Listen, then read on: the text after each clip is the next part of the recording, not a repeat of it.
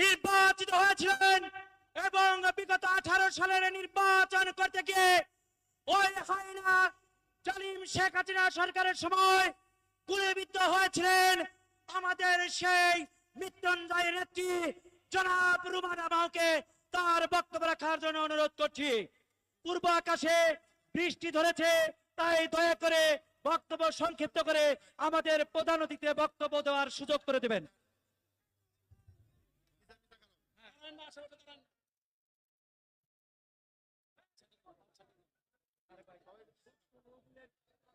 একটু পিছানো যাবে না? পিছানো।